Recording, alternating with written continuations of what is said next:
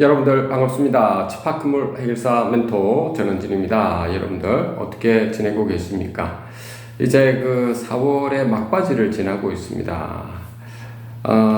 지금 선거도 이제 끝나고 지금 우리나라에서는 그 여러분들 알다시피 전반적인 사항들이 좀 남자 견제와 균형으로 이번 국회의원 선거 결과가 잘 나왔었죠.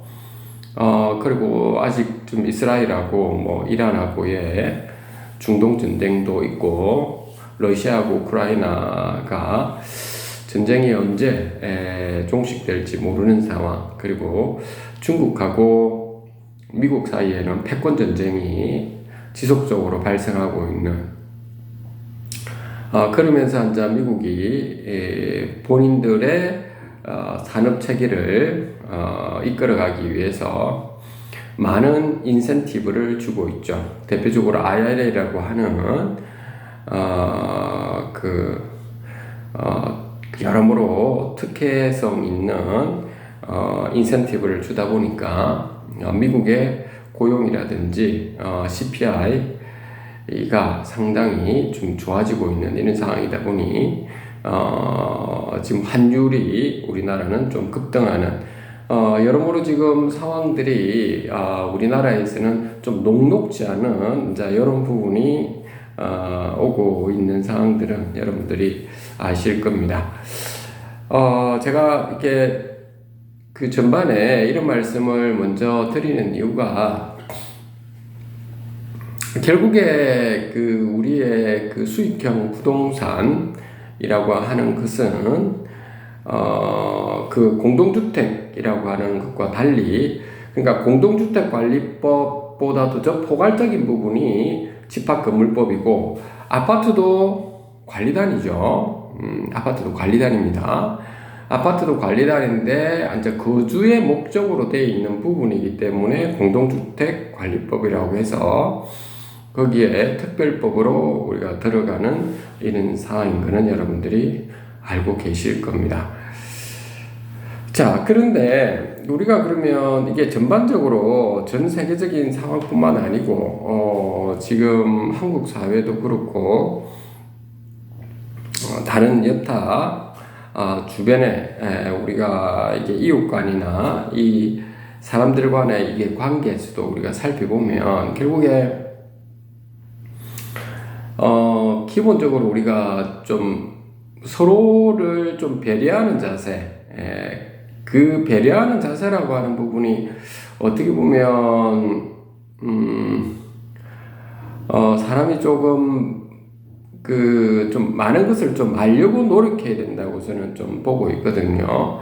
그러니까 전국 각지에 이게 분들을 좀 이야기를 하다 보면 그 본인들의 생각이 옳다라고 이렇게 보시다 보니까 그거는 그 어떤 기준이 없다 보니까 그렇게 하는 것 같아요.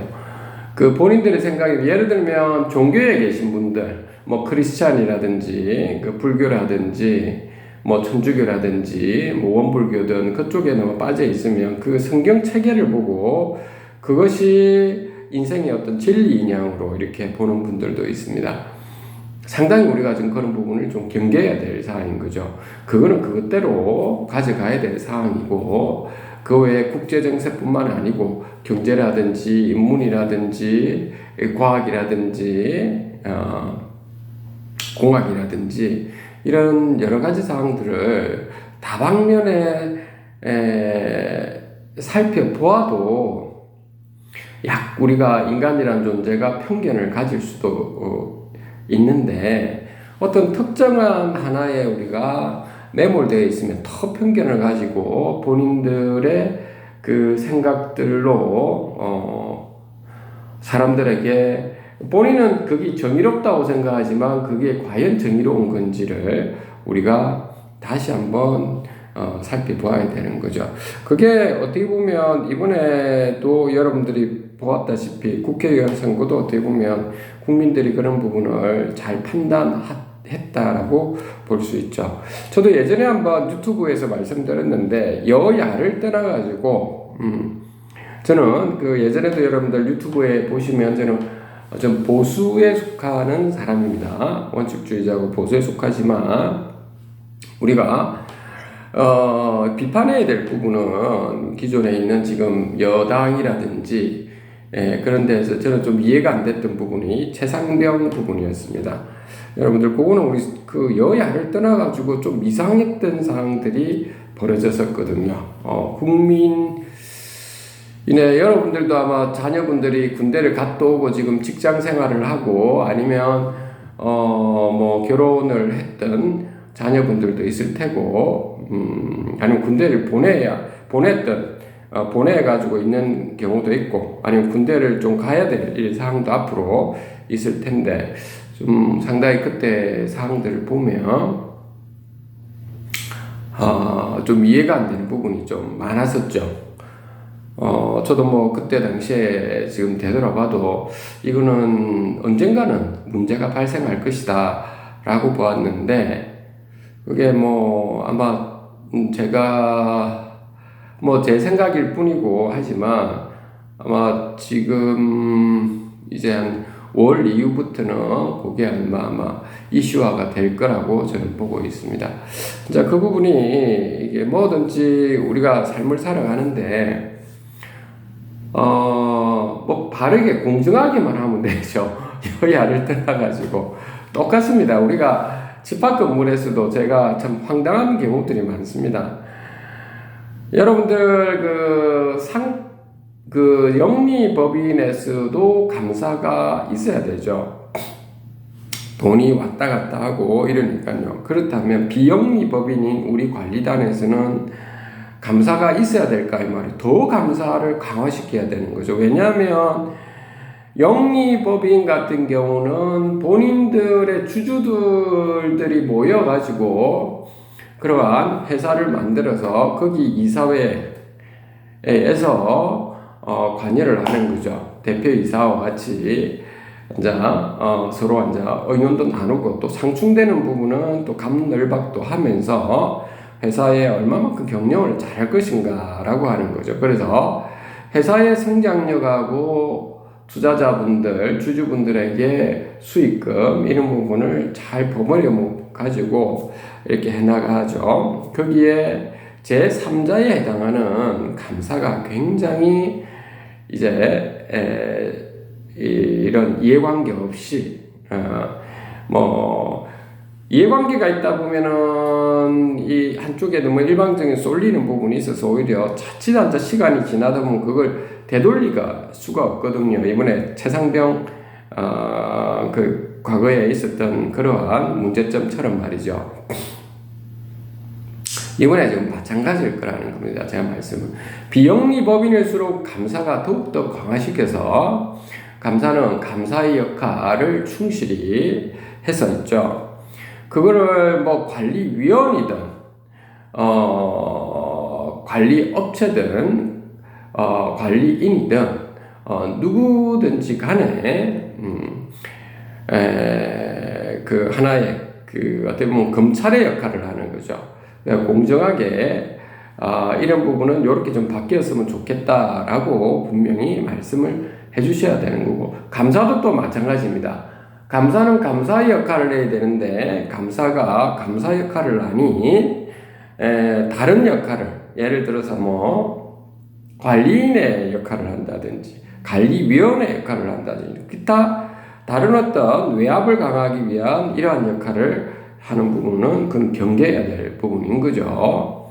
이제 그런 부분 관리위원도 마찬가지고 그래서 지금 제가 여러분들께 이런 말씀을 좀 드린 이유가 결국에 우리 수익형 부동산 그래서 우리가 강조해야 될 제가 이게 어떻게 보면 이게 기본적인 부분인 것 같은데 그 집합 건물 같은 데는 보면 상당히 황당한 게 감사를 없애버리는 곳들도 있고요. 황당한 그 관리위원이든 관리인들이죠. 상당히 기본이 안 돼 있죠. 이런 부분. 최상병 문제하고 좀 비슷하다는 겁니다. 이게. 게다가 지금 보면 어떤 그 집합 건물에서는 보면 그 청렴서약서 이런 걸 반드시 들어가야 되죠. 그러니까 관리위원들은 관리위원들의 본연의 역할을 해야 되는데 그게 이해관계가 있다 보니까 예를 들면 관리위원이 어떤 뭐 예를 들면 뭐랄까 상가 측에 있는 그 관리위원이면 자기 호실과 이해관계가 있다 보면 또 그거에 대해서 막 대변하면서 자기의 이익을 가져가려고 하는 사람들도 꽤 있거든요. 그 대표적인 것이 이런 거 아니겠습니까? 자기 호실과 관련되어 가지고 이익을 가져가려고 하는 사람들 중에서는 뭐 상가 측, 뭐 호텔 측, 뭐 이런 것들이 있다 합시다. 예를 들어서 뭐 문화집회시설 이런 거 있으면 그 상가는 상가의 이익을 뭐 대변할 수는 있지만 그것이 일방적으로 공정하지 않게끔 가져간다든지 호텔이면 호텔 측의 본인들의 이익만을 위해서 가져가서 이렇게 해서는 안 되는 거죠. 그래서 관리위원회에서도 과반을 통과시켜서 하면 무조건 된다라고 하는 건데 그게 문제가 생기는 거죠. 그게 그 헌법과 법률에 공정이라든지 상식이 위반되는 사항들이 있음에도 불구하고 그냥 과반이라고 하는 쪽수에 그냥 넘어가서는 안 되는. 그래서 여러분들 그 전체 제가 그 유튜브에서 항상 말씀드렸다시피 청렴서약서를 반드시 적어서 그 어떤 특정 이익 집단의 이해관계가 있다든지 이렇게 했을 때는 민형사상 책임을 다 질 수 있도록 해야 되는 거죠. 제가 그런 것들은 대부분은 그렇게 청렴서약서에 이렇게 해놨습니다. 그래서 관리인이든 관리위원이든 관리업체든 그런 어떤 편파적이고 본인들의 그 이권을 위해서 행사하는 이런 일은 단호하게 없도록 미리 서약서를 반드시 적도록 해야 되는 거죠. 그렇게 해서 본인들이 그러한 이권을 가져갈 때 거기에 대한 책임이 분명히 지도록 이렇게 해줘야 될 겁니다. 그게 우리 세상을 살아가는 아주 기본적인 상식인 거죠. 그래서 그게 안 되는 이유가 저는 볼 때는 뭐 다들 전국 각지에 볼 때마다 느끼는 부분이 돈에 대한 어떤 탐욕과 두려움 때문에 그런 것 같아요. 사람이 뭐가 문제였겠나마는 그런 것 같습니다. 그래서 그 순간순간을 이제 자기 이익을 위해서 추구하다 보니까 다른 사람들은 모를 수도 있다 해가지고 눈 가리고 앙호하다시피 이렇게 하다 보니까 결국 문제가 생기는 거죠. 그래서 오늘 여러분들께 주저리 말씀드렸는데 오늘의 핵심적인 그 사항은 뭐냐면 우리가 어떤 일이든지 간에 그 스스로가 좀 더 폭넓게 좀 하려고 좀 노력해야 된다라고 하는 겁니다. 그 사람들이라고 하는 존재가 좀 그런 것 같습니다. 제가 볼 때 아까처럼 이게 집합 건물에서 감사를 없앤다든지 이게 좀 말이 안 되는 거거든요. 그리고 뭐 집합 건물에서 제가 늘 말씀드렸잖아요. 뭐 공용 부분에 독점권 배타적 독점권을 행사하게 한다든지 이런 말이 안 되는 것들 너무 많이 있어요, 여러분들. 그리고 뭐 특정한 사람들이 관리인이나 관리위원들이 봉사직인데도 뭐 월급을 받아 간다든지 뭐 이상한 짓거리를 하는 사람들, 그게 저는 볼 때는 다들 저는 그런 걸 좀 보면서 전국 각지에 이렇게 보면 사람은 멀쩡해요. 연배를 떠나서 그렇습니다. 나이가 많든 나이가 적든요. 나이가 80대 중반부터 해서 연배가 많으시잖아요. 30대 초반까지 이렇게 다들 보면 각자 이야기해보면 뭐 그럴듯하게 뭐 하는데 막상 자기 거의 이권과 관련된 거 딱 생겼을 때 사람이 이렇게 예, 공정과 상식 그리고 전체 소유주분들, 입점주분들의 이익을 위해서 이렇게 살펴보고 정보의 비대칭을 없애고 이렇게 막 해가야 되는데 그렇게 안 하고 은폐를 시키고 외압을 하고 이런 부분이 결국 생기더라고요. 상당히 그 인간의 문제점인 것 같아요. 인간이 항상 우리가 좀 경계해야 될 부분이죠. 이런 부분들이. 그래서 여러분들께서도 한번 그런 부분을 스스로가 한번 좀 살펴보셔야 됩니다. 꼭 제가 이 부분은 거듭 당부드리는 겁니다. 그렇게 어떤 되는 이유가 사람이 저는 그런 생각합니다. 무지한 거에서 무식한 걸로 가는 사람들이 있어요. 아까 말했던 특정한 종교에만 빠져 있는 사람들, 아니면 특정한 지식이 하나에 빠져 있는 사람들이 있거든요. 일례로 어떤 분들은 제가 경기도 뭐 그런 데 보면 생활 숙박시설에 있는 분들 중에서는 이제 이런 분들도 있었습니다. 그 외부에 들어오는 운영사들 있잖아. 외부에 들어오는 운영사, 아주 좋은 운영사들, 정말 좋은 운영사, 크고 좋은 운영사들, 투명하게 공개하고 이런 운영사들이 상당히 잘 하는데도 불구하고 그 외부에 오는 운영사는 무조건 다 도둑놈이라고 치부를 하고 왜 그러느냐고 하니까 과거에 운영사들 중에 처음에 여기서 와가지고 이상한 짓거리를 하고 가가지고 자기 그 생활형 숙박시설을 쑥대밭으로 만들었기 때문에 어떤 외부에 있는 좋은 운영사가 들어와도 그 운영사가 프리젠테이션을 하고 해도 무조건 안 좋게 보고 그러면서 하는 이야기가 본인들은 직영 운영사를 만들어서 해야만이 된다라고 하는 상당히 이상한 논리를 가지고 하고 있더라고요. 상당히 좀 안타까웠던 분들이 있는데 아마 여러분들 전국 각지에 저하고 커뮤니케이션을 많이 하시고 계신 분들이 있겠지만 직영 운영을 하는 거는 적어도 3년을 해도 수익금이 그렇게 생각보다 잘 안 나오는데도 불구하고 시스템을 만들고 이래 나가는 것이 사업을 많이 해본 사람들이라도 근거리 해내고 이러는데 사업을 안 해본 사람들이 뭘 하면 되는 줄 알고 이런 분들도 있고요.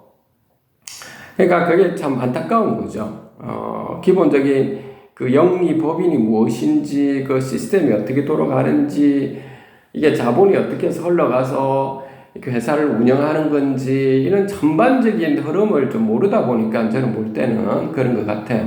이게 분명히 나이를 불문하고 제가 말씀을 드린다고 했던 겁니다. 그래서 여러분들도 그럴 거고 저도 그렇지만 나이는 중요한 게 아니라고 봐요. 저도 개인적으로는 20대 중반이든 30대 초반에 있는 분들 중에서도 이 때문에 가다 보면 정말 제보다 너무 많은 걸 알아가지고 제가 오히려 그분들을 통해서 많은 걸 배울 때가 있거든요.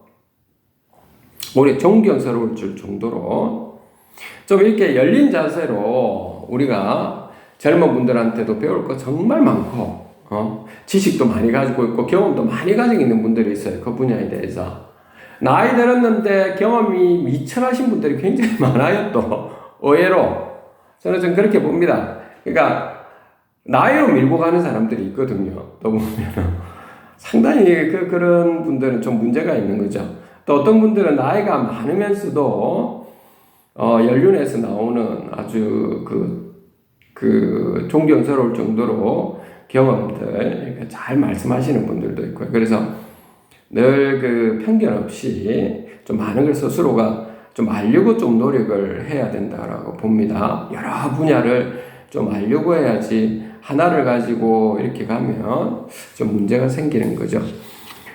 최근에 여러분들 마지막 하나만 더 말씀드리고 오늘 좀 마무리할까 합니다. 최근에 보면 여러분 우리 과학계에서는 그럽니다. 내과학이나 이런 데서는 이게 그냥 그러니까 쓸데없는 이야기라고 받아들여도 돼요. 뇌과학에서는 우리가 보면은 점차 이제 이게 혈류량이 막 우리가 이 뇌에서 사고를 많이 하게 되면 혈류가 이쪽으로 많이 올라가는 뇌 쪽으로 많이 가는 거죠. 영양분을 많이 공급해야 되는데 죽음이라고 하는 것이 다가오게 될 때는 혈류가 좀 점점점 많이 줄어들게 돼요. 속도도 줄어들고 하기 때문에 좀 그럼으로 인해서 이제 이게 뇌에서부터 나오는 혈류량이 줄어들다 보면 우리 눈에 있는 시야가 넓어진 시야에서 점점 좁아지는 거죠. 그래서 여러분들 이제 이렇게 밝혀지고 있다는 겁니다. 그래서 보면 이렇게 막 그 사람이 죽음에 다가왔을 때 긴 터널 속에서 사람이 어두운 터널에서 가서 어떤 빛이 보인다든지 환각작용이 있다든지 이런 부분이 과학적으로 지금 이제 밝혀지고 있는 거죠. 뇌과학적으로. 그런 부분이 과거에는 여러분들 뭐라 했습니까? 부처님께서 아니면 예수님께서 하느님께서 이런 이야기를 많이 했었죠.